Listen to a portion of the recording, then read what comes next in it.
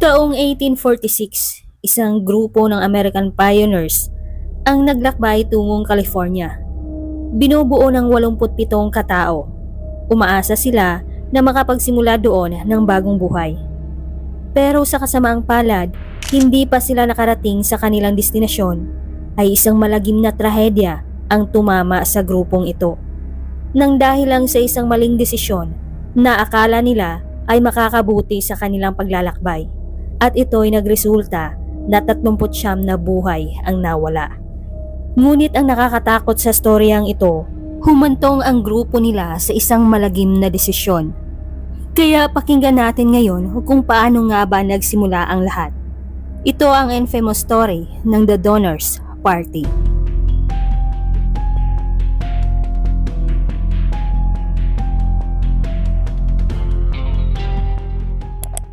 Taong 1800s, maraming American settlers lalo na sa East Side ang gustong mag-migrate sa Oregon Territory o sa California upang makapagsimulang muli, lalo na ang makapaghanap ng lupang sagana sa natural resources.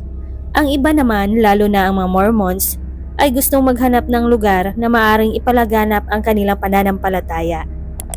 Pero karamihan sa mga Americans na to ay pakay ang makapaghanap ng bagong oportunidad. Kaya sa panahong to, daan-daang katao ang gumawa ng grupo upang magsimulang maglakbay patungo sa West America. At tagsibol nga noong 1846, buwan ng Abril, ng isang grupo ng American settlers na pinangungunahan ni George Donner at James Reed ang nagsimulang maglakbay mula Springfield, Illinois patungong California. At ang grupo nila ay tinawag na Donner at Reed Party. Ngunit mas nakilala ito na The Donner Party. Sa una, binubuo pa ang grupo nila ng 32 katao. May mga bata at matatanda na mga membro lang din ng Donner at Reed family. At ang iba ay mga kaibigan nila at mga drivers ng kanilang mga wagons. At lahat sa kanila ay masaya at excited nang makarating doon. Bali-balita na kasi na ang California ay isang promising land na may malawak na lugar na maaring gawing lupang sakahan ng sinuman. Ang pinakamagandang lugar para sa mga pamilya na gustong makapagsimulang muli. Pero para kay Mr. James Reed, ang pinakapakay niya doon sa California ay umaasa siya na makakatulong ang klima doon sa asawa niya si Margaret na matagal nang may iniindang karamdaman. Mayo 1846 nang marating naman ng Donner Party ang Independence, Missouri, kung saan pansamantala silang tumigil upang makalikom ng mga supplies na dadalhin nila sa paglalakbay. Sa ruta na kanilang tinahak ay may mga nakasalubong din sila ng mga manlalakbay patungo sa California. Kaya ang original 32 members ng Donner Party ay mas nadagdagan pa ang bilang. Pero sa kasamaang palad, isang maling desisyon ng Donner Party ang magpapabago sa kanilang kapalaran. July 1846, nang nakatanggap sila ng sulat mula sa lalaking nakilalang si Lansford Hastings. Pinopromote nito sa mga manlalakbay ang bagong librong isinulat niya na tinawag niyang The Hastings Cut-Off Guidebook. Isa itong shortcut guidebook para sa mga immigrants na gustong maglakbay patungong California. Ngunit ito din ang magiging dahilan kung bakit mahaharap sa trahedya ang Donner Party.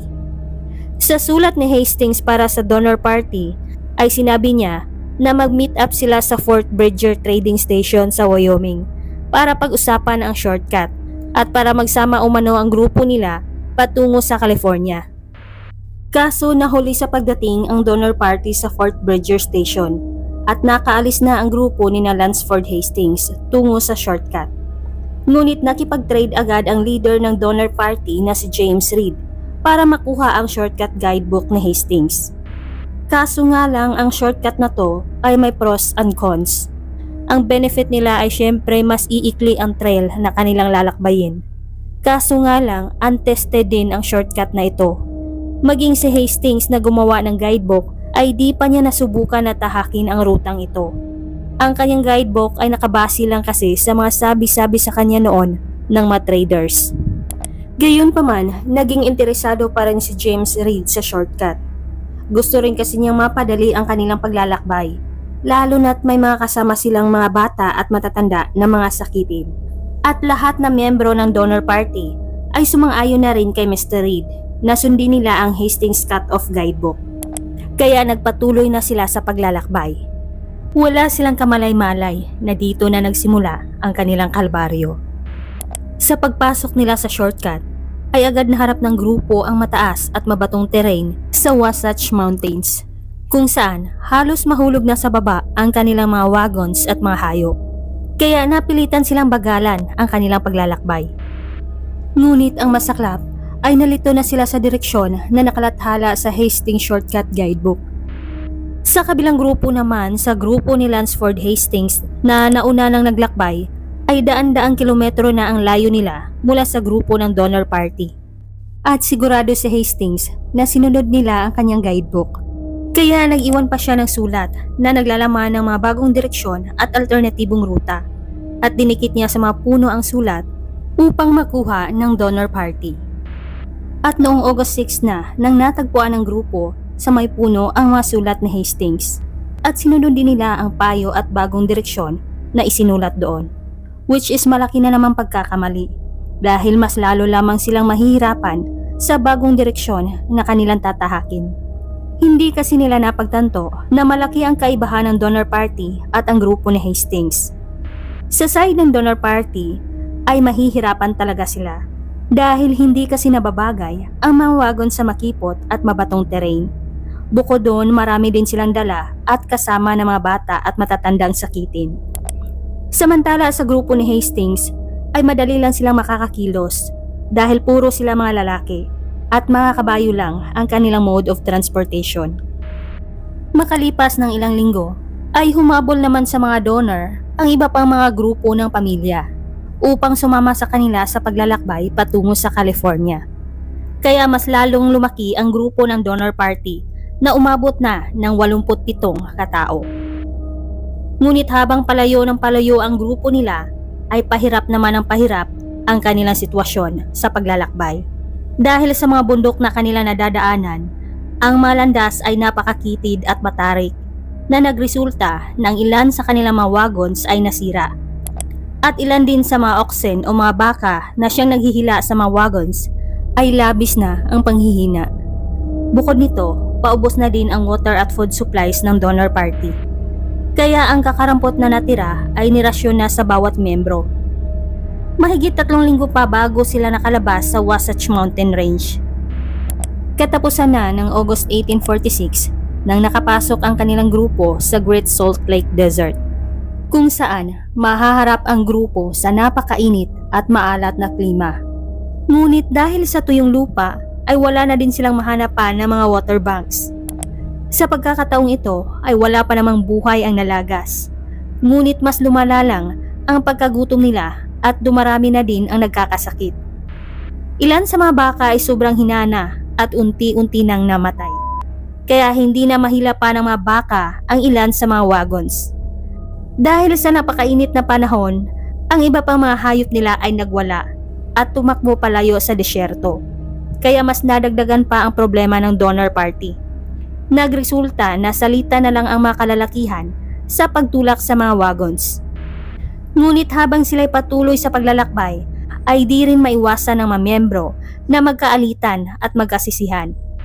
At lingid sa kaalaman ng lahat na may sunod-sunod pa na mga pagsubok ang sasalubong sa kanila. At isa na nga doon ay ang mapayot Native Americans. Nakasama pa nila sa paglalakbay ng ilang araw. Ngunit sa huli, ninakaw lang at pinatumba ang karamihan sa kanilang mga hayop. Kaya kaunti na lang ang natira ng mga baka nila na tagahila ng mga wagons. Dahilan na mas lalong nahirapan ang donor party sa paglalakbay. Ang masaklap noong October 5, 1846, nagkaroon ng tensyon sa pagitan ng mga miyembro nila, lalo na sa leader na si Mr. James Reed at kasamahan nila na nakilalang si John Snyder. Nagkaroon sila ng pisikal na alitan matapos nakita ni Mr. Reed na hinampas ni Snyder ang nanghihina nilang baka. Sinubukan din silang pigilan ng asawa ni Reed na si Margaret, ngunit natamaan ang ginang sa whip handle ni Snyder. Kaya mas lalong nagalit si James Reed. Bumunot ng kutsilyo at inatake nito si Snyder hanggang ito'y namata. Unang napagdesisyonan ng ilang miyembro na parusahan sana ng bitay si Mr. Reed. Ngunit sa huli, nagpasya ang karamihan na palayasin na lang nila si Reed na mag-isa lang at hindi kasama ang kanyang pamilya. Kaya sinunod na lang ni Reed ang naging desisyon, labag man sa kanyang kalooban na iwanan ang kanyang pamilya. Hiwalay at mag-isa na lang siya naglakbay patungo sa kanilang destinasyon. At ang pinaka-goal ni Mr. Reed ay ang makahanap agad ng tulong para ma-rescue ang kanyang pamilya at ilan sa kanyang mga kaibigan. Sa kasamaang palad, narating na ng donor party ang bahagi kung saan nagyayelo na. At halos wala ng damo na makakain sana ng manatirang hayop. Kaya ilan sa mga ito ay isa-isang bumagsak. Kaya nagdesisyon ang mga miyembro na bumaba na lang sila lahat sa mga wagons at maglakad na lang sa paglalakbay upang hindi na mahirapan pa ang mga baka na naghihila sa mga wagons. Kaya mas lalo lang silang bumagal at pinangangambahan nila na maabutan sila ng winter storm. Si Mr. Louis Kisseberg na isa sa mga sigang membro ay pilit na pinababa sa wagon ang 70 anyos na matanda na si Hardcope. Sinabihan niya ang matanda na walk or die. Kaya napilitan na lang si Hardcope na maglakad, ngunit hindi rin kinaya ng kanyang katawan. At sinabihan na lang niya ang lahat na mauna na lang sila at susunod na lang siya. Makalipas ng ilang araw, hindi na nakita pa ang matanda. Kaya isang membro na si William A. Day ay nag-alala na sa matanda at nakiusap sa lahat na hanapin nila si Hardcope. Ngunit nagpasya ang karamihan na hindi daw sila magsasayang ng oras at resources para lang sa isang 70 anyos na matanda. At nagpatuloy sila sa kanilang paglalakbay. October 31, 1846 nang ang donor party ay nakapasok na sa Sierra Nevada, ang lugar kung saan maraming buhay ang mawawala. Si Mr. Stanton na isa sa inutusan noon ni Mr. Reed na umuna sa paglakbay para humingi ng tulong ay nakabalik na sa grupo ng mga donor na may dalang kaunting pagkain. Dala rin ni Stanton ang 2 travel guides na sina Luis at Salvador upang mag-guide sa kanila palabas sa Sierra Nevada. Akala ng bawat membro ay makakalabas silang lahat na buhay. Hindi nila inaasahan ang matinding trahedya. Dahil sa makakapal na nyebe, natakpan na ang trail at di na nila makita ang kanilang patutunguhan. Kaya kalaunan naligaw ang grupo. Sa kasamaang palad, madali lang ding naubos ang kanilang pagkain. Dahil sa gutom at lamig ng temperatura, kaya napilitan ang donor party na pansamantala munang tumigil at magtayo ng mga log camps. At ginamit nila bilang pantakip sa bubong ang mga canvas at balat ng mga baka. Dahil maraming miyembro ang bawat pamilya, kaya siksikan sila sa loob ng mga log cabins. Malalaki naman ang masiwang ng mga cabins nila, kaya naaapektuhan pa rin sila sa malamig na temperatura. At ang masaklap, ang mga natirang hayop nila ay isa-isang namamatay, kaya ibinaon na lang nila ang mga labi sa makakapal na nyebe. Hindi din sila makalabas upang maghanap ng makakain, dahil sa loob ng mahigit 1 linggo ay napakalakas ng winter storm. Kaya napilitan ang bawat pamilya na konsumuhin ang mga natirang hayop nila. Ngunit hindi pa rin iyon naging sapat dahil sa dami nila. Kalaunan ay naging miserable at desperado ang bawat isa sa kanila. At humantong na ang ma-oxide o mga balat ng baka na ginawa nilang sapatos, rag at mantakip sa bubong ay kanila na lang pinakuluan at tinusta upang lumambot para kanilang konsumuhin. Ang mga buto-buto naman ng mga baka at mga kabayo ay paulit-ulit din nilang pinakuluan upang gawing sopas. Occasionally, hinuhuli din nila ang mga daga na napapadpad sa kanilang mga cabin. Ngunit kalaunan naubos din ang kanilang food supplies at wala na silang mahanap pa ng mga balat at buto ng mga hayop, maging mga daga. Sa kasamaang palad, makalipas ang mga araw, naging malnourished na ang halos lahat sa kanila, hanggang isa-isang pumanaw ang ilang miyembro, either dahil sa labis na pagkagutom, dahil sa sakit, o dahil sa malamig na temperatura. Ang iba naman ay nasa bingit na ng kamatayan. Ang mga pumanaw na mga kasamahan nila ay inilibing naman nila sa makapal na nyebe. Nang tumila na ang winter storm noong Disyembre, ay nagpasya ang matatanda na lumabas para maghanap ng makakain. Kaso mas lalong naligaw ang grupo at bumalik na lang sila sa mga cabins na walang dalang pagkain. Dahil sa desperasyon at gutom, umantong ang grupo sa isang nakakatakot na desisyon na kailanman ay di pa nila ginawa noon. At ito ay ang kanibalismo. Hinukay nila ang mga pumanaw na mga kasamahan at inihilera nila sa loob ng mga cabins kung saan agad pinutakte ng mga miyembro na gutom na gutom. Pinausukan upang tumagal pa. Siyempre labag ito sa kalooban ng karamihan, ngunit napilitan na lang din sila makasurvive lang, lalong-lalo na ang mga bata. Ngunit may ilan din na hindi sang-ayon sa desisyong ito, kaya tiniis na lang nila ang gutom hanggang bumigay din ang kanilang katawan.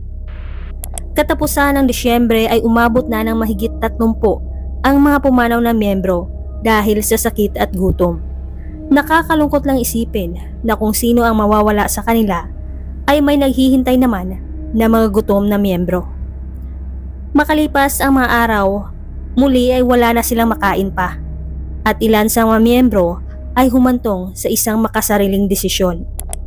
Pinatumba nila ang 2 guides na sina Luis at Salvador na 9 na araw na hindi kumakain dahil tumanggi din kasi sila na makiisa sa kanibalismo.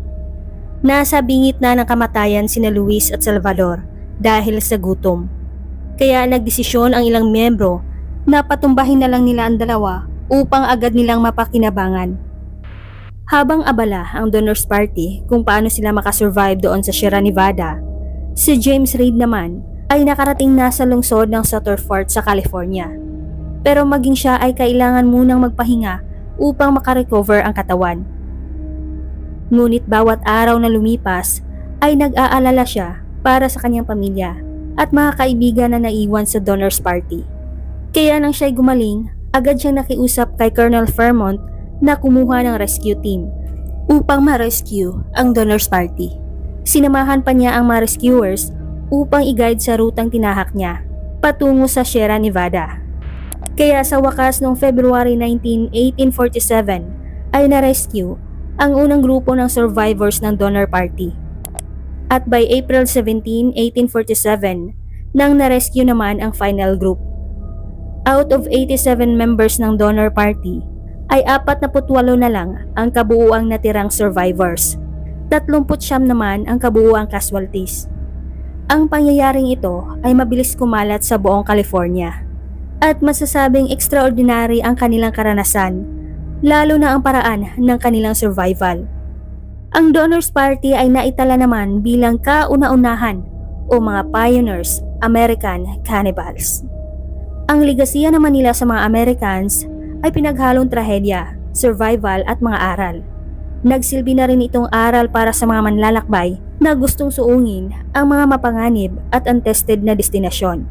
Magpahanggang ngayon, isa ang kaso ng donors party sa mga infamous cases ng American history. At dito nagtapos ang nakakakilabot na kwento ng The Donors Party. Hanggang dito lamang mga ka-curious. Maraming salamat sa lahat na nanood at patuloy pa rin tumangkilik sa Pilipinong Curious. Maraming salamat kay Arne Apolonio, Edwin Cabrera, Adrian Guerrero from Biringan, Samar, Nene Habasa from Cavite, Alia Atabay, Liza the Explorer from Netherlands, Maria Florence de la Cruz, Wilma Bernardo, Christina Marie, Almira from Osaka, Japan, Loz Tiniso from Saudi Arabia, Arnel Montes, Mia Raimundo, Irel Altura from Muñoz Nueva Ecija at Parwan Valenzoniega.